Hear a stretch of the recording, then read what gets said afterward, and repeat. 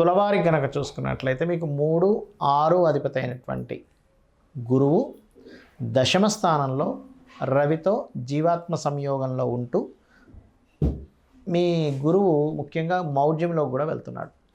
కాబట్టి 3, 6 అధిపతి దశమ స్థానంలో రవి గురువుల యొక్క కలయిక.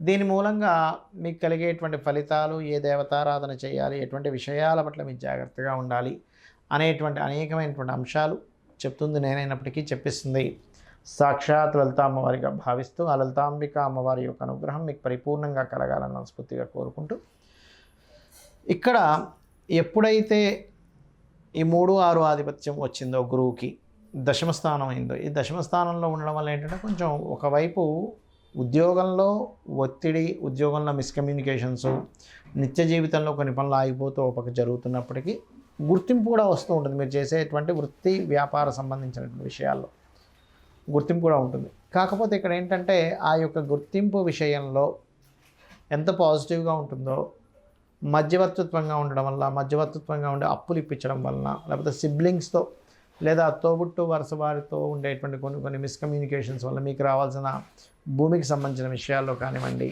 మీ యొక్క జీవిత భాగస్వామికి సంబంధించిన కొన్ని విషయాల్లో అంటే వాళ్ళు వెక్స్ అయిపోయి మీ యొక్క వివాహ జీవిత సంబంధించిన విషయంలో జరిగేటువంటి కొన్ని అంశాలు ఇక్కడ చూపిస్తూ ఉన్నాయి.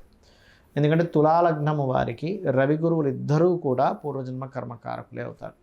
ఆ పూర్వజన్మ కర్మకారకులు దశమ స్థానంలో ఉన్నందుకేమో పేరు ప్రఖ్యాతులు, చేసే జాబ్లో కొంత గుర్తింపు ఇస్తూ ఉద్యోగంలో కొంత ఒత్తిడిని కూడా ఇస్తూ ఉంటుంది. మరి దీనికి ఏం చేయాలి? లలితా సహస్రనామాల్లో ఓం మాణిక్య మకుటాకార జానుద్వైవరాజితాయ నమః మంత్రము, ఓం అపర్ణాయ నమః అనే మంత్రం ఎక్కువగా చేస్తూ ఉండండి. రవి గురు గ్రహాల దగ్గర ప్రధానంగా మీరు నెయ్యితో దీపాన్ని వెలిగించండి. మరియు అదేవిధంగా గోవులకి అరటికాయలు, గోధుమ రవ్వ తినిపించండి. దుర్గాదేవి యొక్క ఆరాధన, మీకు పంచమ స్థానంలో రాహు ఉన్నాడు కాబట్టి దుర్గానామాన్ని వీలైనప్పుడల్లా స్మరించుకుంటూ ఉన్నట్లయితే అన్ని విధాలా మీకు బాగుంటుంది. గోచారంలో జరిగేటువంటి గురువు కానీ శుక్రుడు కానీ ఉన్నప్పుడు దాన్ని మౌఢ్యమే అంటారు. మన జన్మజాతకంలో ఏదైనా ఒక గ్రహం గనక సూర్యుడికి దగ్గర డిగ్రీల్లో, అంటే మౌఢ్యమి కానీ ఇవన్నీ ఎందుకు వస్తాయంటే 8 డిగ్రీల లోపల కనుక ఉన్నట్లయితే, 8 నుంచి లోపల ఉన్నట్లయితే దాన్ని మౌఢ్యమి, అస్తంగత్వ దోషము అంటారు పర్సనల్ చార్ట్లో. ఇలా అస్తంగత్వ దోషాల్లో మనకి బుధుడు తప్ప మిగతా గ్రహాలన్నీ అస్తంగత్వ దోషంలోకి వెళ్ళిపోతాయి. బుధుడు కూడా వెళ్తాడు కానీ అంత ఎక్కువగా వెళ్ళదు, బుధుడు యొక్క ప్రభావం ఉండదు. అయితే ఇక్కడ మనం ఒక్కొక్క గ్రహము అస్తంగత్వంలోకి వెళ్ళడం వలన ఒక్కొక్క ఫలితాలు వస్తాయి. ఆ విషయాలు జాగ్రత్తగా ఉండాలి. మీ పర్సనల్ చార్ట్లో గుర్తుపెట్టుకోండి. అది భావం ఏ భావంలో ఉందనేది వంటిది 12 భావాలు చూసుకుంటూ ఒక్కొక్క గ్రహం బట్టి కూడా ఉంటుంది. ఉదాహరణకి గురువే అనుకుందాం. మీ జన్మజాతకంలో గురువు ఏ ఆధిపత్యం వహించాడో, గురువు కనుక ఒకవేళ అస్తంగత్వ దోషం ఏర్పడితే ఏమవుతుంది అంటే, మీరు ఏదైనా స్కూల్స్, కాలేజ్ నిర్వహణ చేసేటప్పుడు కొన్నిసార్లు ఒక్కోసారి చూడండి మనం బంగారం కొంటూ ఉంటాం.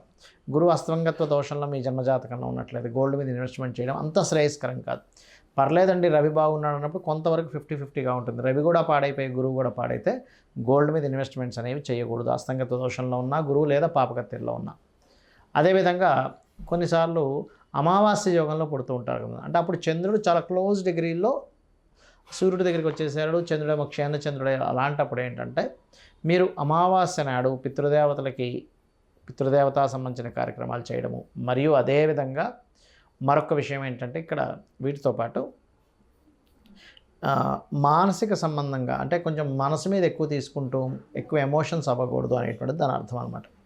అదేవిధంగా కొంతమందికి కుజుడు చాలా క్లోజ్ కంజంక్షన్లో రవితో కనెక్ట్ అవుతాడు. అలాంటప్పుడు ఏమవుతుందంటే వీళ్ళకి సర్వసాధారణంగా తండ్రి కొంచెం అగ్రెసివ్గా ఉండడం, అదేవిధంగా మీకు ఆ పోర్ట్ఫోలియోస్ ఏమొచ్చే దాన్ని బట్టి ఉంటుంది. కాకపోతే ఇక్కడ ఏంటంటే ఏదైనా ఖాళీ ల్యాండ్లు, అందులో ముఖ్యంగా గవర్నమెంట్ ల్యాండ్స్ తీసుకుంటూ ఉంటాం యాక్షన్స్లో, ఆక్షన్ జరిగినప్పుడు. కాబట్టి ఆ ఆక్షన్లో తీసుకునేటువంటి ప్రభుత్వ సంబంధించిన ల్యాండ్స్ తీసుకునేటప్పుడు 1-4 సార్లు మళ్ళీ చూసుకొని తీసుకోవాలి, అందులో ఏదైనా దోషం ఉందా ఏంటి అనేటువంటిది. అదేవిధంగా బుధుడైతే కొంచెం ఎక్కువ కంబస్ట్ అవ్వడు బుధుడు విషయంలో. కాకపోతే ఏంటంటే బుధుడు మీరు ఎప్పుడైనా గుర్తుపెట్టుకోండి, కంబస్ట్ అయినప్పుడు కొంచెం ఏదైనా వ్యాపారం చేస్తున్నారు లేదా షేర్ మార్కెట్ రిలేటెడ్ సంబంధించిన విషయాల్లో చాలా జాగ్రత్తగా ఉండాలి.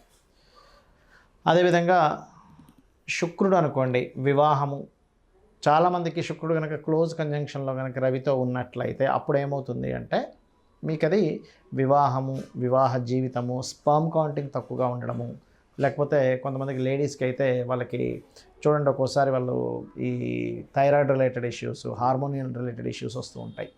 శని కనుక అయినట్లయితే సహజంగా చెప్పాలంటే శని రవుల కలయిక ఈజ్ సమ్ టైమ్స్ కొంచెం గట్టిగా ప్రయత్నం చేస్తే గవర్నమెంట్ జాబ్ వస్తుంది. కాకపోతే తల్లిదండ్రులు అంటే తండ్రితో కొంత తెలియని విభేదాలు రావడము, కొంచెం జాబ్లో ఒక్కొక్కసారి చూడండి మనం చూస్తూ ఉంటాం, పలానా జాబ్ దగ్గరికి వెళ్ళామండి అక్కడ స్ట్రక్ అయిపోయానంటూ ఉంటాం.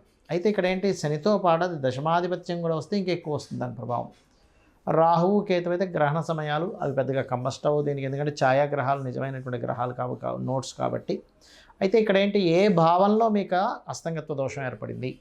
ఇప్పుడు మనం చెప్పుకుంటున్నాం మేషం వారికి అయితే 4వ స్థానము, వృషభం వారికి అయితే 3వ భావంలో ఉన్నది రవి గురువులు, మిథునంకి అయితే 2వ స్థానము, కర్కాటకం అయితే రాశిలోనే, సింహానికి అయితే 12వ స్థానము, కన్యకి అయితే 11వ స్థానం, ఇలా చెప్పుకుంటున్నాగా. అలాగే మీ లగ్నం నుంచి, లగ్నం వేరు రాశి వేరు గుర్తుపెట్టుకోండి, మీ లగ్నం నుంచి ఒక గ్రహము కంబస్ట్ అయినప్పుడు అది ఏ భావంలో అయిందే చూసుకోవాలి. లగ్నంలో అయిందనుకోండి జీవుడికి అది ఎఫెక్ట్ ఎక్కువ ఇస్తుంది. ధనస్థానంలో అయితే అది ఏ గ్రహమో తత్సంబంధించినటువంటి ధన సంబంధించిన విషయాల్లో జాగ్రత్తగా ఉండాలి. 3 అయితే అన్నదమ్ములు కమ్యూనికేషన్స్ విషయాల్లో, 4 అయితే ప్రాపర్టీస్ కొనుగోలు చేసే విషయంలో, 5 అయితే సంతానం విషయంలో లేదా ప్రేమ వ్యవహారాల విషయంలో, ఏదో ప్రేమ వ్యవహారాలకు సంబంధించిన విషయాల్లో వెళ్ళి ఇరుక్కుపోవడం ఇట్లాంటివి జరుగుతూ ఉంటాయి. అదేవిధంగా 6 అనుకోండి రుణాలు ఇవ్వడం, రుణం తీసుకోవడం వల్ల. సప్తమం అయితే వివాహం ద్వారా కొంతమందికి ఏదో స్ట్రక్ అయిపోయినట్టుగా అయిపోతాయి కొన్ని లైఫ్స్. అష్టమం అయితే తాతగారు ఆస్తి కొంత రీసెర్చెస్ వల్ల, రీసెర్చ్ అవ్వకపోవడం వల్ల మేము స్ట్రక్ అయిపోయాను అని ఇలా ఉంటూ ఉంటుంది. 9వ స్థానం అయితేనేమో తండ్రి స్ట్రక్ అయిపోవడము, అంటే తండ్రి అతని లైఫ్లో చాలా విషయాలు స్ట్రక్ అయిపోయినట్టుగా మనం తీసుకోవాలి. అదేవిధంగా హైయర్ ఎడ్యుకేషన్ బ్యాక్లాగ్స్ ఉండిపోవడం, ముందుకు కదలకపోవడం, ఏదో కారణాల వల్ల ఇబ్బంది వస్తూ ఉంటుంది. దశమ స్థానం అయ్యి అందులో ముఖ్యంగా శని అయితే వీళ్ళు ఉద్యోగం చేసే విషయంలో ముందుకు వెళ్ళలేకపోతుంటారు. అప్పుడు వ్యాపార యోగం ఏమైనా ఉందేమో చూసుకోవాలి.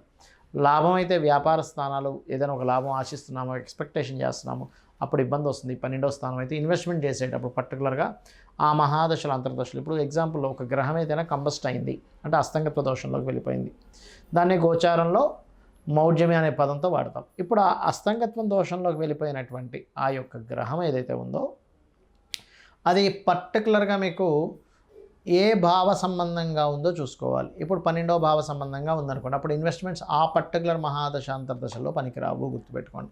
ఇది గోచారపరంగా కొంత పని చేస్తుంటుంది, దీని పరంగా పనిచేస్తుంది. అంటే ఎలా అంటే ఇప్పుడు చిన్న ఎగ్జాంపుల్ చెప్తాను నేను మీకు. మీరు ఒక ప్రాంతం నుంచి మరొక ప్రాంతానికి వెళ్ళాలి, దానికి ఒక 3-4 వేస్ ఉన్నాయి వెళ్ళడానికి, కానీ 3-4 త్రోవలు ఉన్నాయి. కానీ మీరు వెళ్ళే త్రోవ మీకు ముందుగానే ఏమంటే అక్కడంతా వర్క్ నడుస్తుంది, రోడ్ అంతా క్లోజ్ ఉందని ఒక 2-3 కిలోమీటర్ల ముందే తెలిసింది అనుకోండి, మీరు ఏం చేస్తారు, అమ్మ అటు వెళ్తే కష్టమైతే అయితే ఇంకో రూట్లోంచి వెళ్ళిపోతారు. ఎలాగైతే మీరు వెళ్ళేటువంటి జర్నీలో ఒక కార్లోనో బైక్ మీద వెళ్ళేటప్పుడు ముందుగా తెలిసి అంత దూరం వెళ్ళి అయ్యో బ్లాకేజ్ ఉందా అని వెనక్కి వచ్చి మళ్ళీ ఇంకో రూట్లో వెళ్ళడానికి ఎలా అయితే మీకు పెట్రోలు, మనీ, శ్రమ సేవ్ అవుతాయి, ఇది ముందుగా తెలుస్తాయి. అలాగే జ్యోతిష్ శాస్త్రంలో కూడా మీకు పలానా మహాదశ అంతర్దశ వస్తుంది, ఇది ఇక్కడ కంబస్ట్ అయ్యి ఉంది, లేకపోతే ఈ గ్రహం ఇలా ఉంది, కాబట్టి మీరు ఈ విషయంలో జాగ్రత్త తీసుకోండి, ఖచ్చితంగా బాగుంటుందని చెప్పేదే జ్యోతిష్ శాస్త్రం.